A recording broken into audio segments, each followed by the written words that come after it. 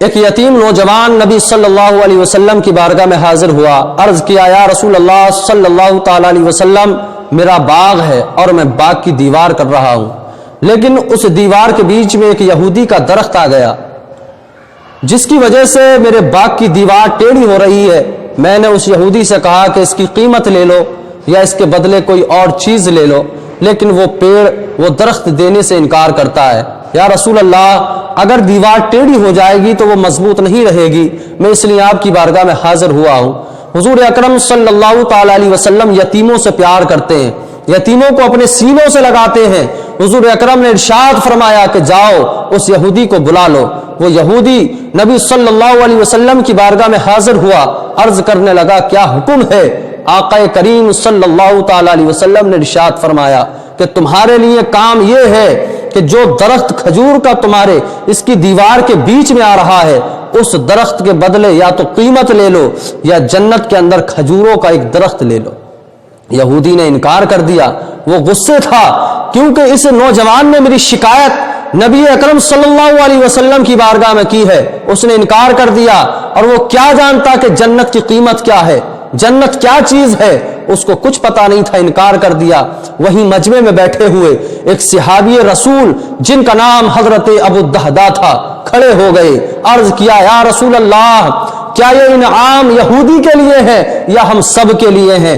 حضور اکرم نے ارشاد فرمایا کہ جو بھی اس درخت کو اس یہودی سے اس نوجوان کو دلائے گا، اس کے لیے جنت کے اندر ایک درخت ہوگا کھجوروں کا، اور بہت زیادہ کھجوریں اس پر لدی ہوں گی۔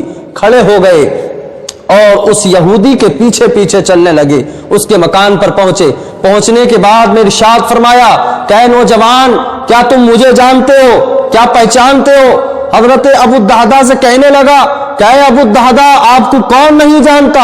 آپ کا باغ تو مدینے کے اندر بہت زیادہ مشہور ہے، آپ کے باغ کی کھجوریں بہت زیادہ مشہور ہیں، لوگ آپ کے باغ کی کھجوروں کی چرچائیں کرتے ہیں۔ حضرت ابو الدہداء نے ارشاد فرمایا کہ میرے باغ کے اندر کھجوروں کے 600 درخت ہیں، اور ایک میٹھے پانی کا کنواں ہے، ایک محل ہے، اور چاروں طرف سے دیوار ہے، بہت خوبصورت باغ ہے۔ اے یہودی، اے انسان، وہ باغ میں تجھے اس کھجور کے ایک پیڑ کے بدلے دینا چاہتا ہوں جو پیڑ تیرا اس یتیم کے دیوار کے بیچ میں آ رہا ہے، کیا تو یہ سودا منظور کرے گا؟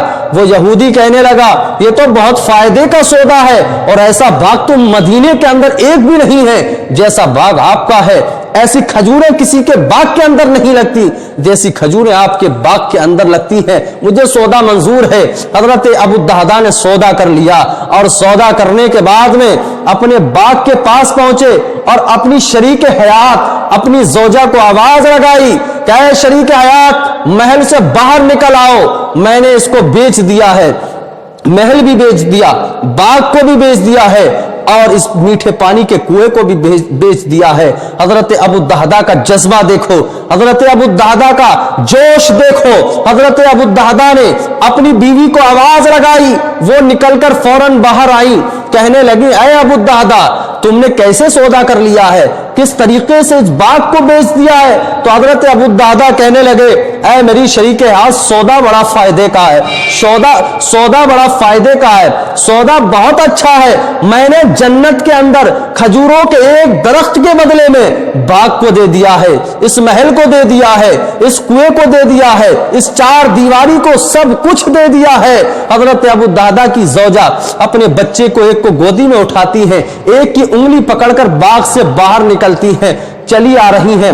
حضرت ابو الدہداء کی زوجہ کا جذبہ دیکھو، ان کا ایمان دیکھو، ان کا حوصلہ دیکھو۔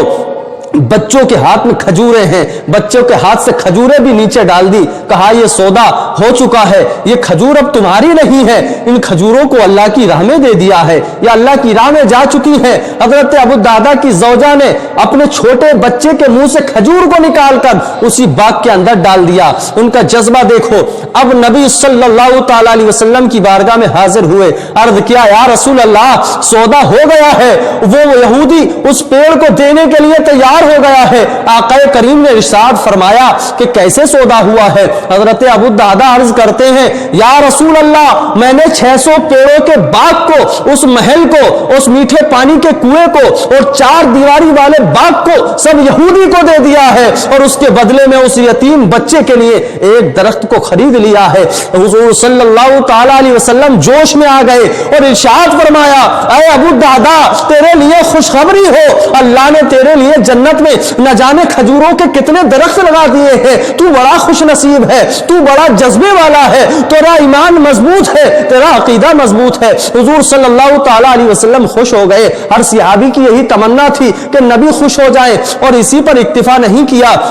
حضرت ابو الدرداء نے اپنے باغ کو تو دے دیا، اپنے مال کو تو دے دیا، یہیں پر اکتفا نہیں کیا کہ میں نے اتنی بڑی قربانی دی ہے کہ میرا کام بن گیا، نبی نے جنت کی بشارت دے دی، یہیں پر اکتفا نہیں کیا، بلکہ غزوہ احد میں جب کافر، جب ظالم نبی صلی اللہ تعالی علیہ وسلم پر تیر برسا رہے تھے، وہی ابو الدرداء جنہوں نے کھجوروں کے باغ کو دے دیا تھا، اللہ کی راہ میں قربان کر دیا تھا، نبی کے سینے کے آگے کھڑے ہو گئے، ظالموں کے تیر اپنے سینے پر کھاتے رہے اور نبی کے قدموں میں شہید ہو گئے۔